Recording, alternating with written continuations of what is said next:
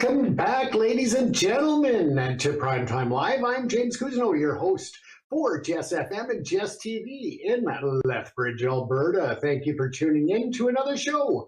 We will be looking at a major breakthrough for transit users in Lethbridge as a year-long contract dispute comes to an end.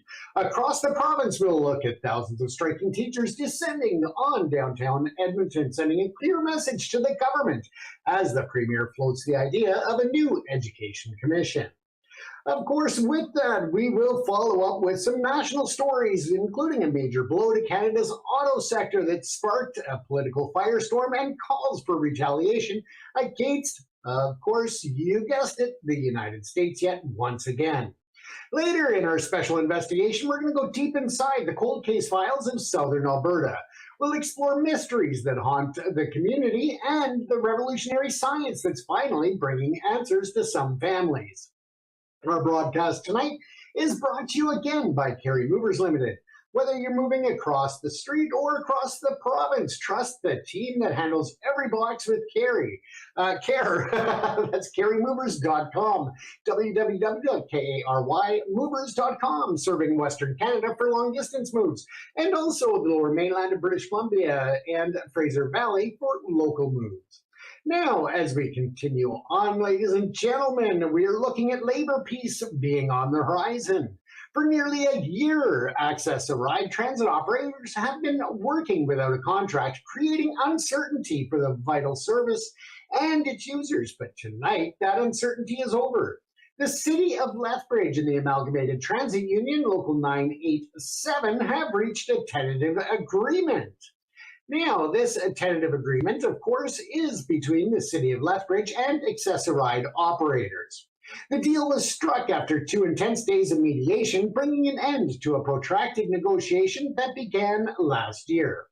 Access a Ride is a critical service for many Lethbridge residents with mobility challenges, and the new agreement averts the possibility of job action that could have disrupted the lives of some of the city's most vulnerable citizens.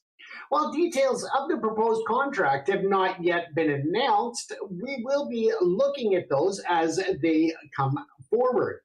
Now, this is being hailed both by the union members and the City of Lethbridge as a positive step forward for labor relations within the city. The successful mediation stands in stark contrast to the ongoing labor dispute in the provincial education sector, suggesting a municipal strategy focused on negotiation to ensure service stability. Of course, there is that welcome development for many in the city, and we will again bring you more details next week, as I assume they will become available by then. Now to a developing story on the crime front. Lethbridge police have made more arrests and laid more charges in what's becoming a disturbing trend of animal cruelty cases in the city. Most recently, the cruelty charges have been laid against Aaron Burke, who's 22 years old, and Savannah Rain McClung, and she is 23 years old, and they, as I said, have been charged.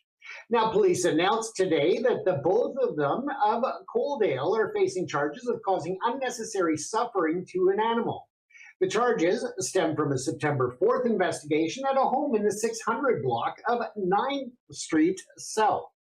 Now, that was where Community Animal Services reported multiple animals in distress inside a home that was described as unfit for habitation, and we're talking about animals and people. Now, officers inside that home seized 4 puppies, 3 adult dogs, 4 cats, a lizard, and a mouse. Don't forget the fish. Now, this is one of 3 separate and unrelated animal cruelty investigations launched by Lethbridge Police in recent weeks. These have seen a total of 20 animals seized. The accused have been released with conditions not to possess or care for domestic animals and are scheduled to appear in court on November the 18th. While that story highlights a troubling issue, there is also cause for celebration in the region's agricultural community. 2 Southern Alberta farmers have received a major international honor. This is the story of Chris and Harold Perry from Southern Alberta, and they won Global Farmer of the Year award. At its inaugural Global Farmer Awards in New York, PepsiCo, actually, yes, the Pepsi company, has named Chris and Harold Perry the recipients of the Global Farmer of the Year award. In presenting the award, PepsiCo's CEO called the farmers the heartbeat of their supply chain. It's a significant moment of global recognition that underscores the deep-rooted importance and world-class excellence of agriculture right here in Lethbridge. Now, let's take a look at the 2025 municipal election and that final push. It's just a reminder for those in Lethbridge to get out and push that vote for the 2025 municipal election as the final stretch is on.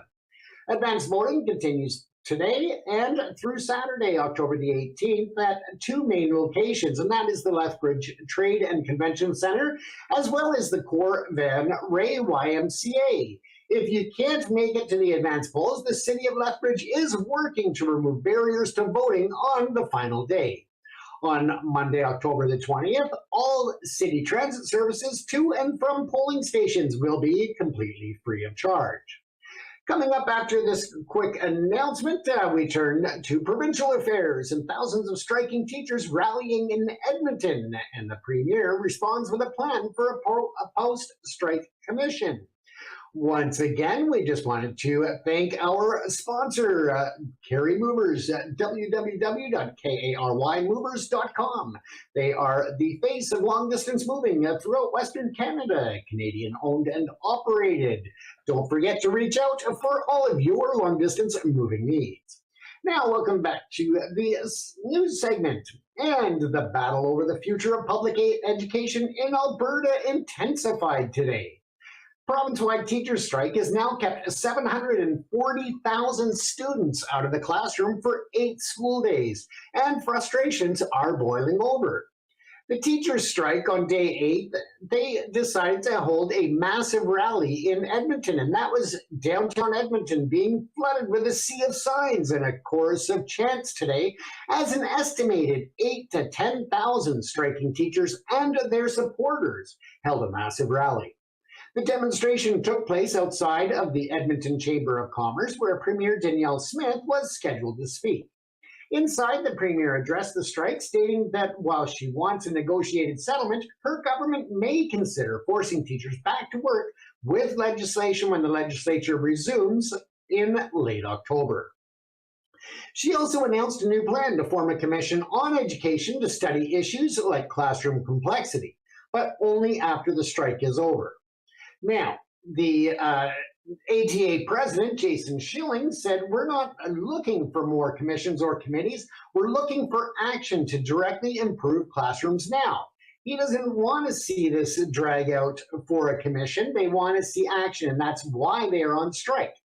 The union's call for immediate action on wages, class sizes, and student support appears to be resonating with the community.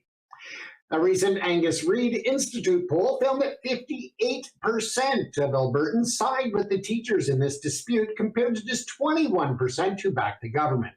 The poll also reveals that an overwhelming 84% of Albertans believe classrooms are overcrowded.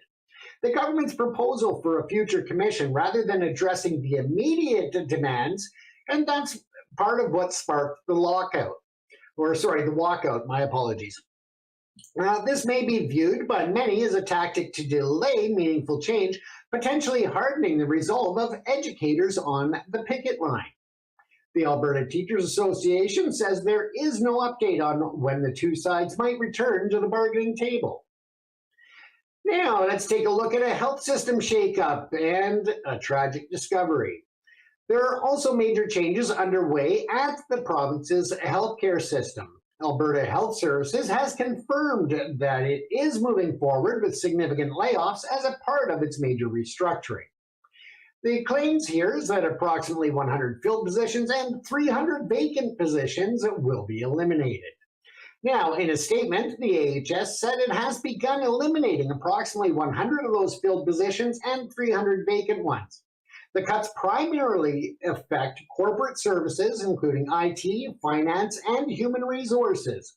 The AHS insists that there have been no eliminations in frontline clinical areas and no direct impact on patient services. The news comes as the federal and provincial health ministers meet in Calgary, where today they announced a joint $10 million investment to expand youth mental health services through the nonprofit organization Kickstand. A great announcement when it comes to mental health of youth. So that is a positive.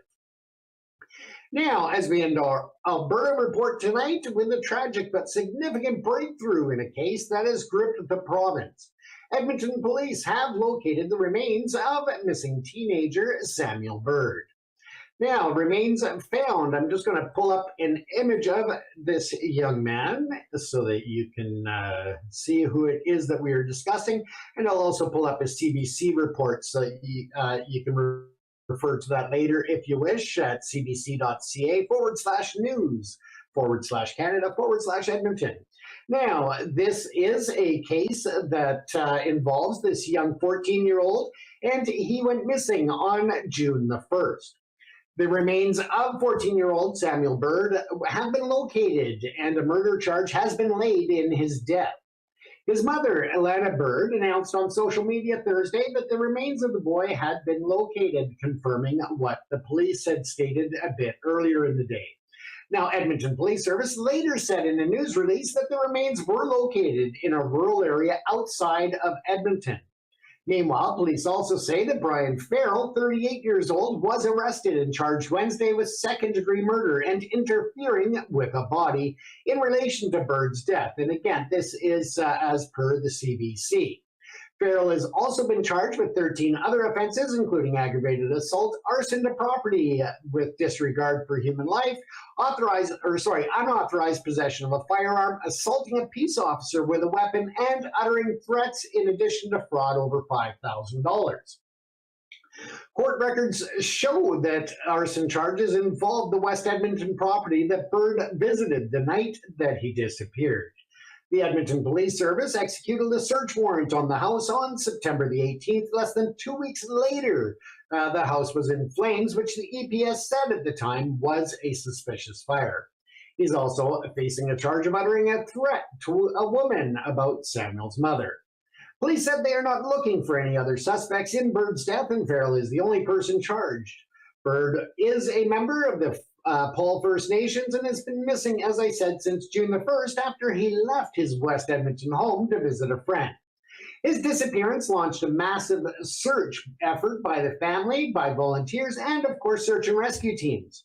Alana Bird's social media post thanked police and everyone involved in trying to find him, including those who shared his missing poster and showed up at rallies.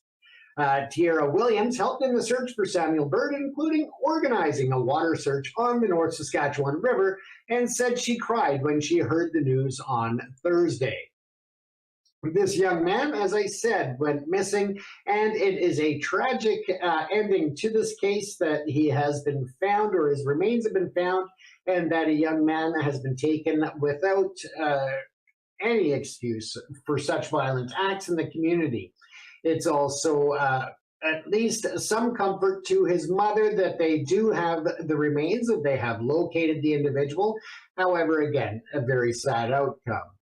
Now, the discovery does bring the painful conclusion, but it makes also shows a major development for investigators and their work that they put in day and night to try to help the families in the community.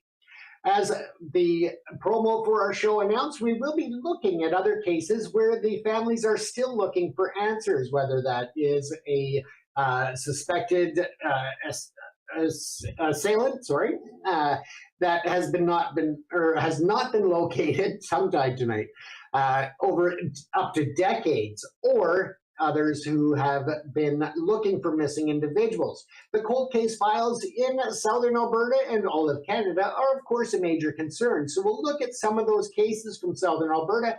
We'll also take a look at what Canada is doing and not doing when it comes to solving cold case files utilizing new technology.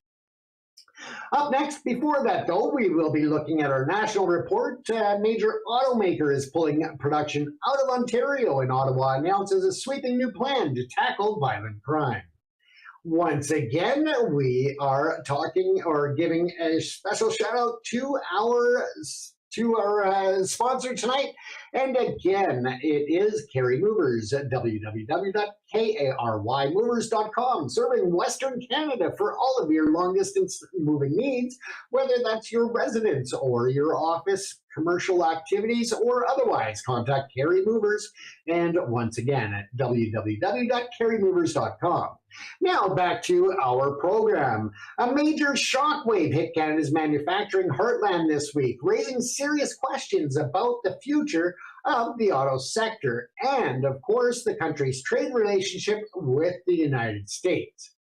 Now, Jeep Compass production is moving from Ontario to the United States. Yes, automaker Stellantis has confirmed it's planning to move production of its next generation Jeep Compass SUV from its plant in Brampton, Ontario to a facility in Illinois. The decision is a direct consequence of punishing U.S. tariffs and trade policies, according to Prime Minister Mark Carney. The move has ignited a firestorm, and this, of course, is within politics and within the labor industry in Canada. But we also need to look at how different responses and how this may end up as a major lawsuit going forward.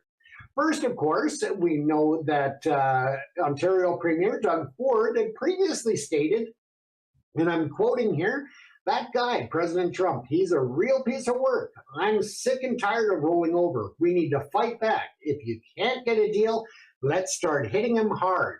And that is, or hitting him back, sorry. That is a statement by Premier Ford. And he's calling right now for retaliatory tariffs and reflecting a growing anxiety over Canada's economic vulnerability. The auto sector is Canada's second largest export, directly employing 125,000 Canadians. With over 75% of all Canadian exports heading to the U.S., the Stellantis decision is seen as a canary in the coal mine. A warning that even with trade agreements in place, America First political pressure can override them, leaving Canadian jobs and industries exposed. Now, responding, Federal Industry Minister Melanie Joly called the production shift unacceptable and warned that Stellantis made commitments to Canadian production in exchange for substantial financial support by the Canadian taxpayers, suggesting that the legal action could be on the table. And again, I can't reiterate that enough. Stellantis received Canadian tax dollars to help them keep production here in Canada. And now they're walking away to move the production down to the United States. Now, meanwhile in Ottawa, the federal government is moving to address growing calls for tougher measures against violent crime. Prime Minister Mark Carney today announced that a new suite of legislative and financial commitments is coming very soon. Ottawa is targeting violent crime through that new legislation to toughen bail and sentencing.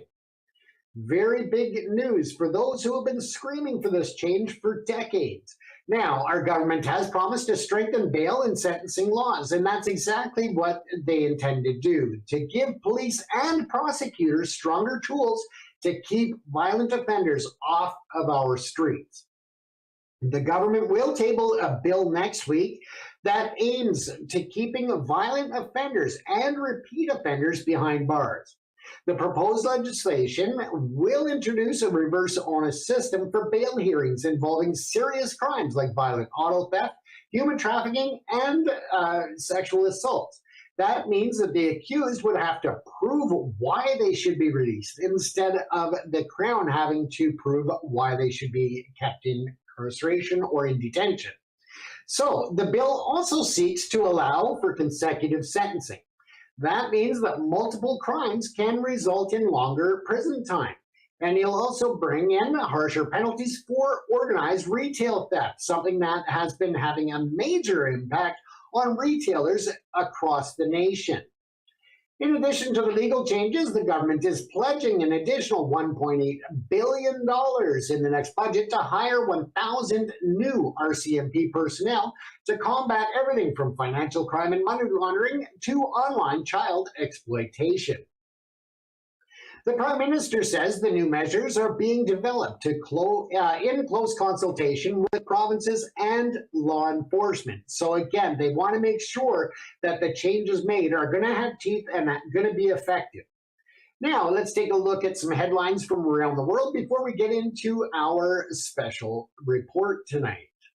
In Washington, the partial U.S. government shutdown has hit the 2-week mark with no signs of a breakthrough in the deadlock between congressional Democrats and Republicans over healthcare funding. Tensions are rising between the United States and China. U.S. Treasury Secretary Scott Cousineau today criticized Beijing's export controls on rare earth minerals, calling on American allies to de-risk and diversify their supply chains away from China. This will undoubtedly have retaliatory moves by China, although we haven't heard anything official from the Chinese government as of yet. And in South Asia, a moment of calm. Pakistan and Afghanistan have agreed to a temporary 48-hour ceasefire to de-escalate recent tensions along their shared border. Now, when we return after this sponsor break again, we return to our special investigation. When a crime happens, we report on the investigation. But what happens when the trails go cold? When years, even decades pass with no answers? Tonight, we're going to go deep inside the cold cases of southern Alberta. We'll describe families who never gave up hope and explore the revolutionary science that's breathing new life into old mysteries. Primetime Live, Justice Delayed, is next. Now, our special investigation is also, like our news, brought to you by Carry Movers Limited, because sometimes the heaviest things we carry are our memories. Don't forget that you can reach out to Carry Movers at www.karymovers.com to get information, rates, and availability for your long-distance move throughout Western Canada.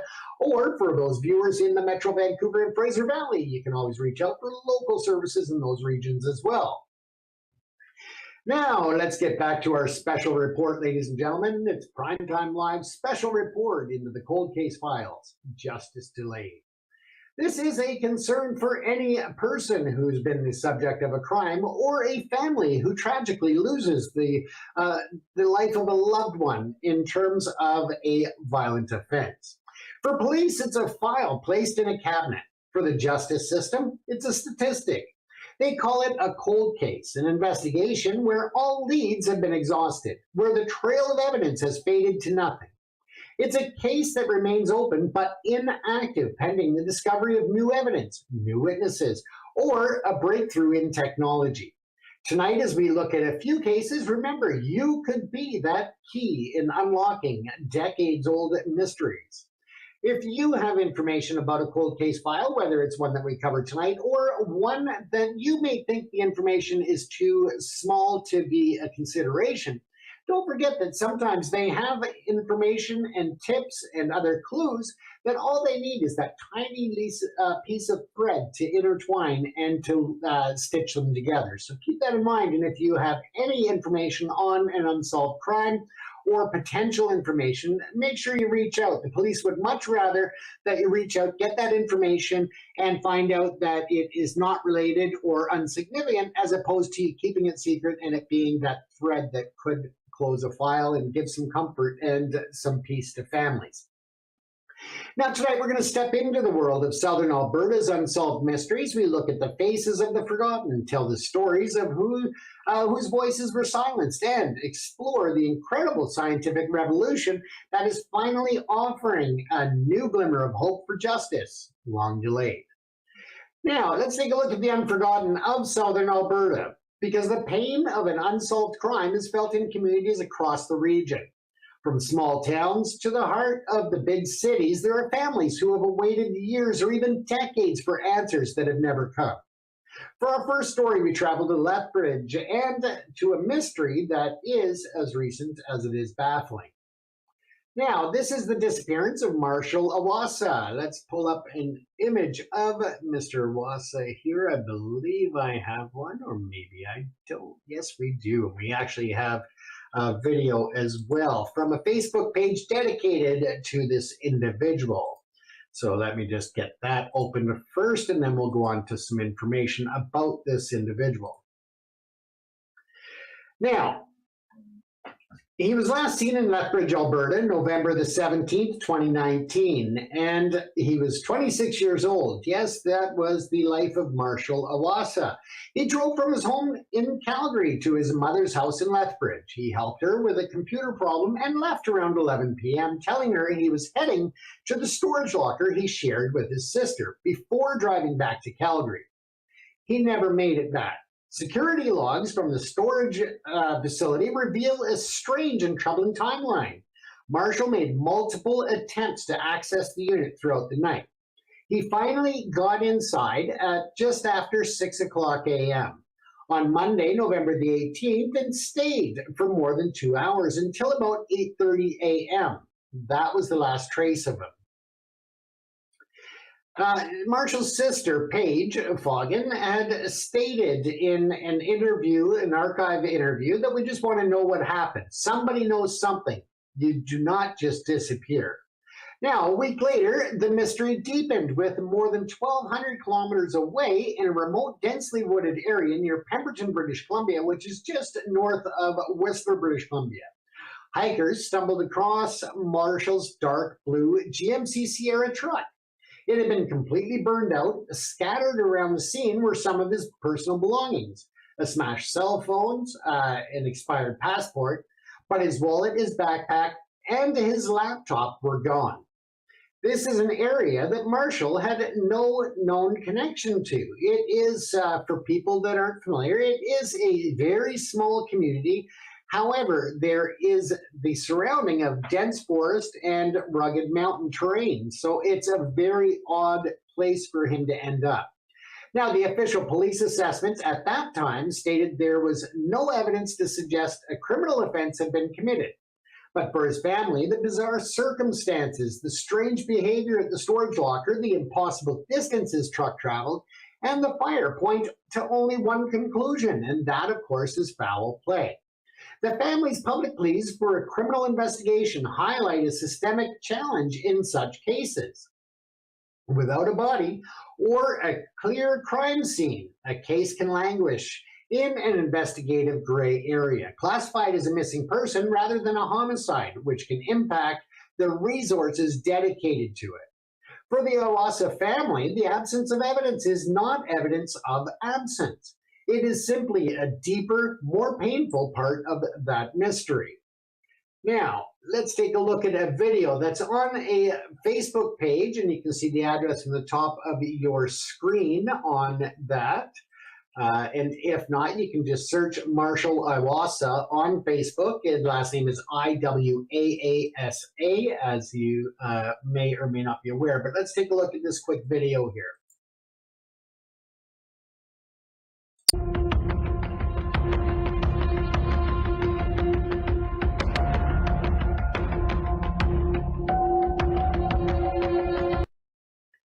And there is no audio, just some noise in the background, or some music playing in the background.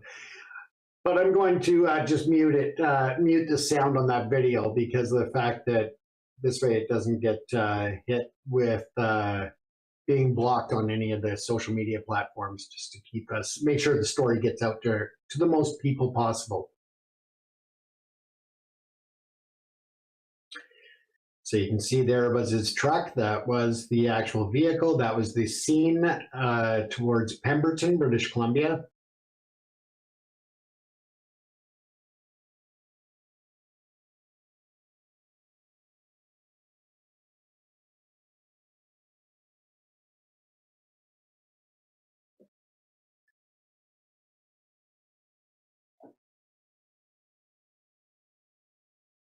And on the screen, you can see the Crime Stoppers and the Lethbridge Police Department phone numbers. If you know anything or are able to shed any light on this, please make sure you do. It is just such a shame that this family has had to go so many years without any answers, and it's just a real shame to see this happen. But it's also about finding justice and holding anybody accountable in this matter responsible, if indeed it was foul play, which I would personally suspect that it was. But again, can't confirm that without the final information or further results. So again, if you have any information, please reach out. Now, as we continue on, ladies and gentlemen, of course, we know that Marshall Iwasa's case is a fresh wound for the community in terms of timelines, but it's just the latest name on a long list of Southern Alberta's unsolved cases.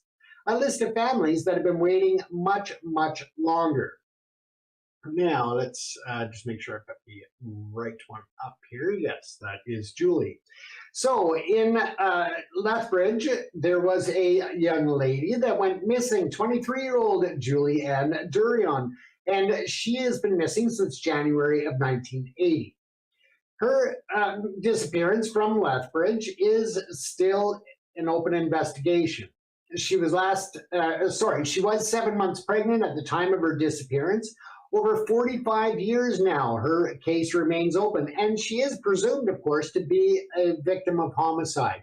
If anybody has any details about this case, then I strongly urge you to come forward and to reach out to police. It may be something that's been on your mind for decades, but that you've never spoken out about. It may be information that you gave to police at the time, but there's a little bit additional that maybe you've recovered or in your memory and been reminded of since then, or you just want to reach out and go over the details again with police so that they have the correct information in case any mistakes were made in the notes of the original case. Now, Julie had moved to Lethbridge from BC's Lower Mainland in 1979. In a 2018 news release, police said she was an associate of the Ghost Riders Motorcycle Club, which operated in British Columbia and Washington State. As the investigation progressed, police received conflicting and unconfirmed reports that Julie may have returned to BC or moved to Ontario, as well as reports that she was the victim of a homicide. That was according to a CBC report way back. Now, Julie was officially reported missing in June of 1983. In 1985, police executed a search warrant to search and excavate a home believed to have been shared by Julie and her boyfriend. No sign of Julie was found, and police have been unable to determine if her disappearance was voluntary or the result of foul play. Of course, if she chose to go away herself, then that is her prerogative, and she has that right. And if she's out there listening, then I would encourage you to contact police just to at least let them know that you are alive and that you are safe, and for whatever reasons that you decided to move forward with your life. Now, this does, again, remain open. She is considered still a missing person. And, of course, as I said, she is one of those cases that's remained open, as I said, for 45 years. So, once again, if you know of anything to do with Julie Ann Durion, please reach out to law enforcement agencies and or Crime Stoppers and give them information. And this is what she would have looked like, or this is what she did look like back around the 1980 date that she had disappeared. Moving on, there's also Rebecca Boutillier, I believe it is pronounced, and she was murdered in Calgary in 1993. Now, Rebecca, of course, was 20 years old. She was stabbed to death on March the 11th. Now, when she went missing, a month later, her body was found beside a busy road. Her killer has never been identified. So if you know anything about this case, again, you can also go to CanadaUnsolved.com, and that's where I pulled up a few of these files to share with you because they had a bit more detail about the cases than some of the police departments, depending on where the cold cases are coming from.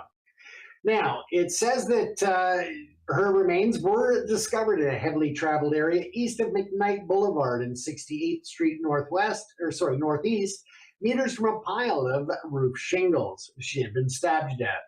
Rebecca's jacket, purse, and boots had never been found. Investigators believe that they were kept by her killer. At the start, there were several hopeful leads. Investigators collected 3 huge plastic containers of canola seeds from the scene and sent them to the Federal Crime Lab in Edmonton for analysis. There are different news reports and other information that are available, again, through CanadaUnsolved.com. And there they have information as well as some of the historic newspaper and archived newspaper articles and some current maps of and Google views of the area where she had been found. As I said, if you have any information, please reach out to the local police department in Calgary or to Crime Stoppers. As we move on, ladies and gentlemen, we'll take a look at another case that, of course, is in the cold case files, and that is of Stuart Allen Alexander, murdered in Calgary in 1986. Now, in 1986, it was December, and 65-year-old Stuart Allen Alexander was working at the Checker Cab gas bar in Calgary. Here we have an image of this individual, and we'll just pull that up here. Bear with me. There we go. There we go. And again, that is Mr. Stuart Allen Alexander. And he was working at that gas bar in Calgary when he was murdered during an apparent robbery. Now, nearly 4 decades have passed, and his family is still waiting for justice. If you know anything or have any details about this case, please reach out to the Calgary Police Service, and you can reach out to the detectives there and the cold case detectives as well, or units. So please feel free to contact them if you have any information. Just a reminder, folks, that the number is on the screen tonight. If you want to call in and have your say, report any information, we encourage you to contact the police services or Crime Stoppers with any information about cold case files. If you would like to call in and discuss any other topic that we have been talking about this evening, or about your investigations into cold case files, if you're an investigator, by all means, you're welcome to call in. Or families, if you have a cold case file, a missing family member, or other crime that has gone unresolved, feel free to call in live to 1-604-385-5093. The phone line is open, and you're welcome to call in right now if you wish. Now, these cases that we've looked at are just a couple of the names. To understand the true scope of the problem, we've compiled a list of some of the most prominent cases, but again, it is a very small list in comparison to the number of active files, not only in Lethbridge and Southern Alberta, but across Canada. It's also a sad state that minorities and at-risk individuals who are more vulnerable to crime are the ones that get left behind. And there's many reasons for that. It could be due to the transient lifestyle that they may be leading.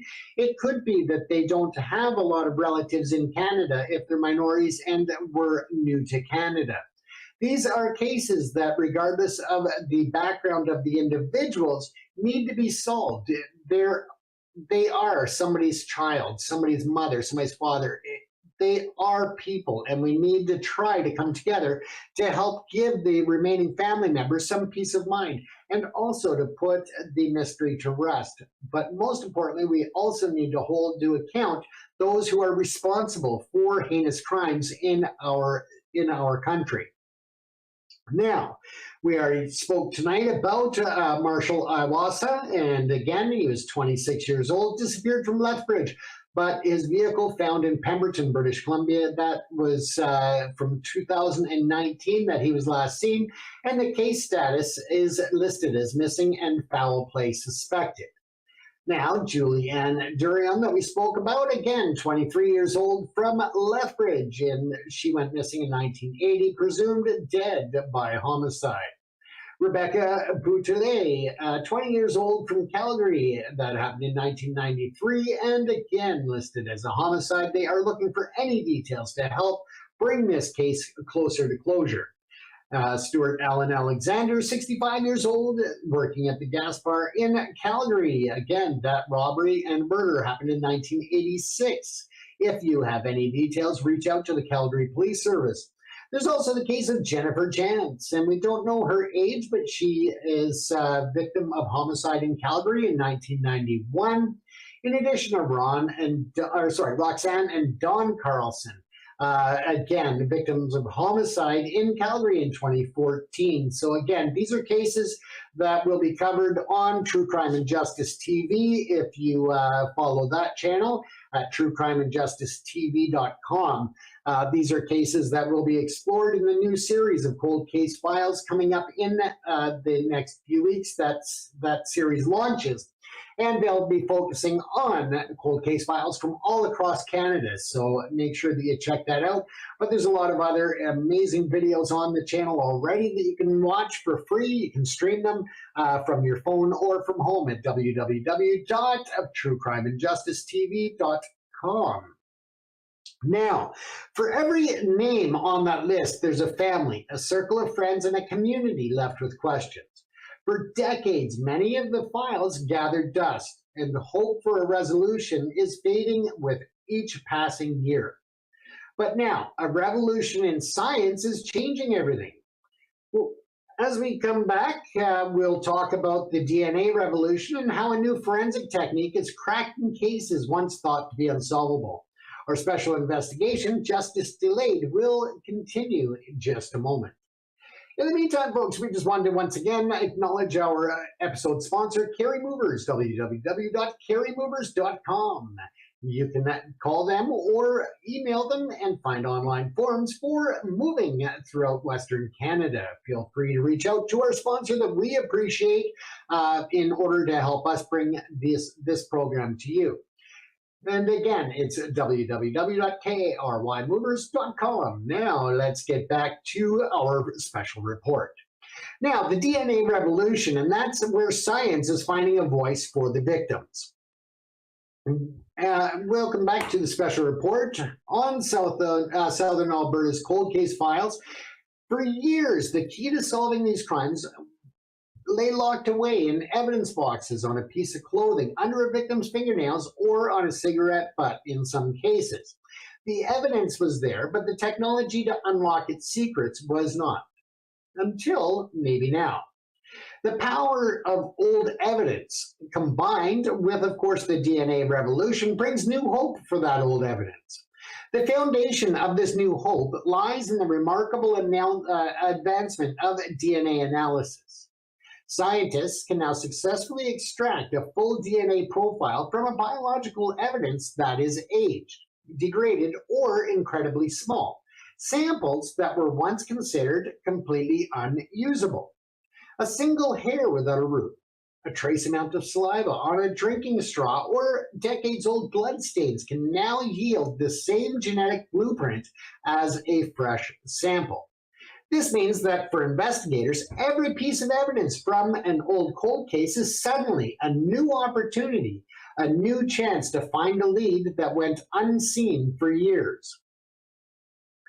This ability to get DNA profiling is just the first step. The real game changer is what police can do with it now. It's a technique called investigative genetic genealogy, or IgG, and it's solving the unsolvable.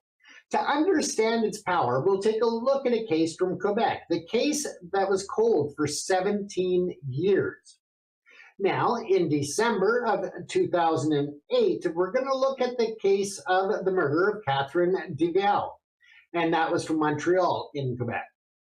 Now, she was found murdered in her Montreal apartment. She had been assaulted sexually and obviously killed, and her killer had set fire to try and destroy the evidence, but he failed.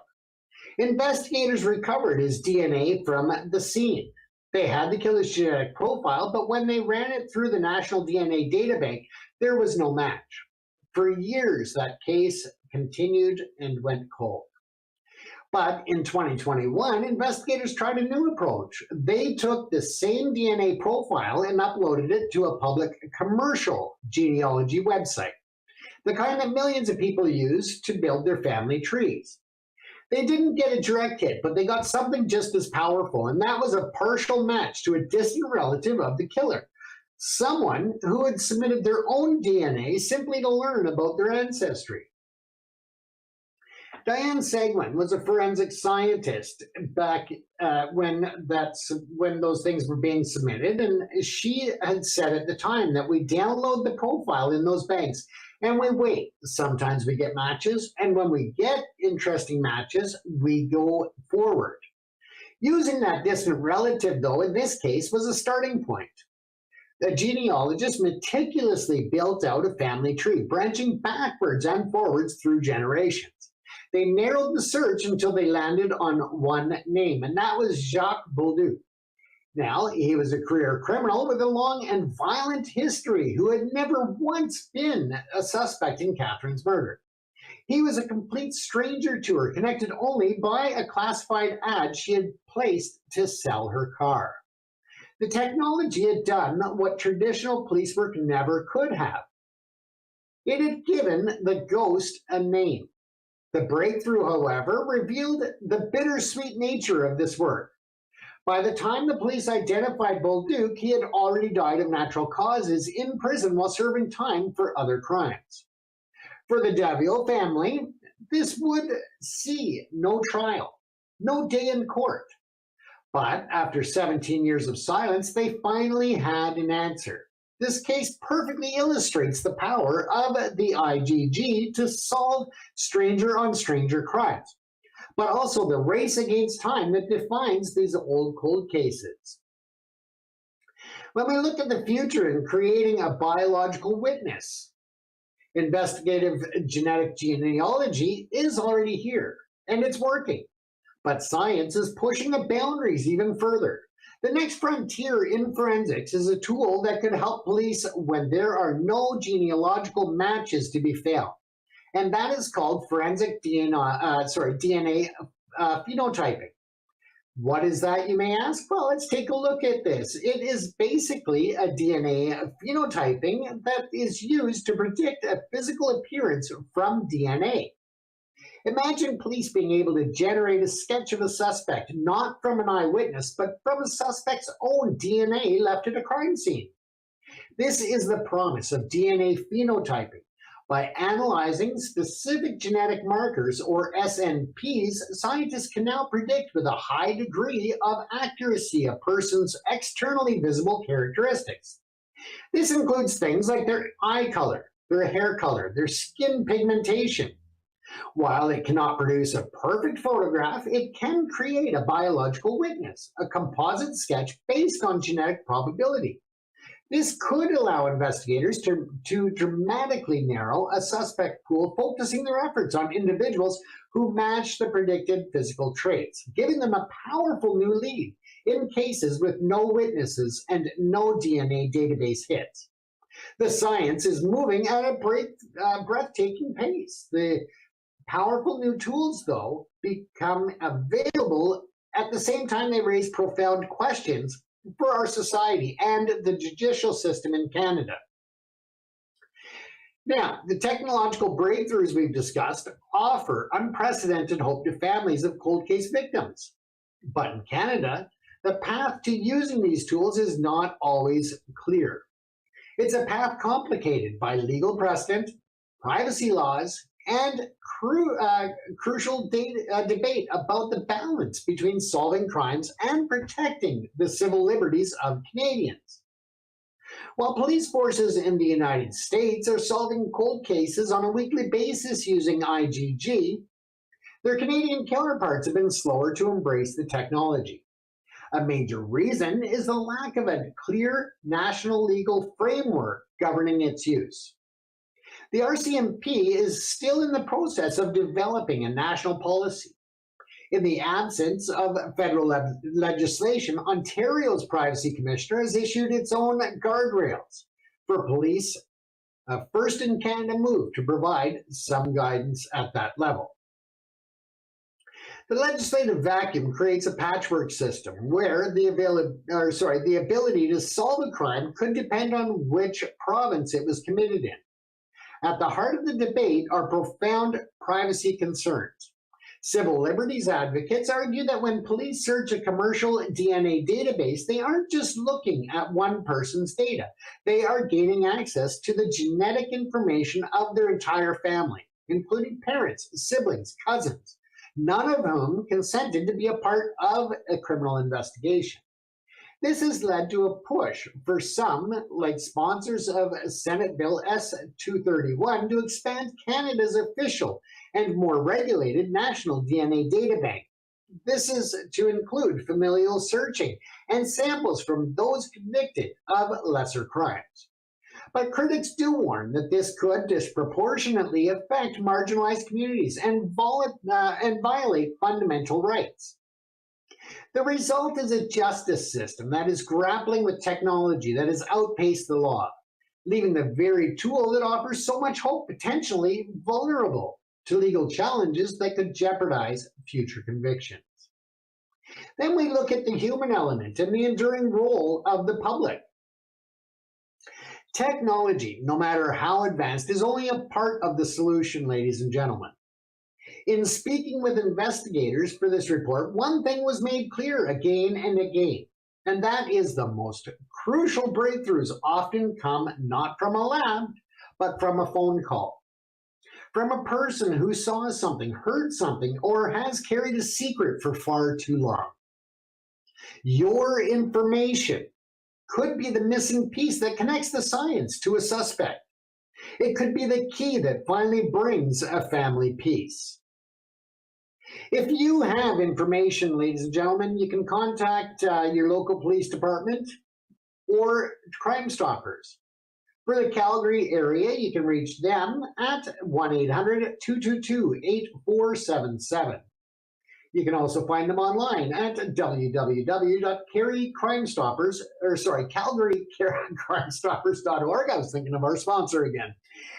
But again, remember that if you do contact calgarycrimestoppers.org, your tip is anonymous. You could be also eligible for a cash reward. So once again, the journey through Southern Alberta's cold cases is a journey through grief, mystery, and now incredible science.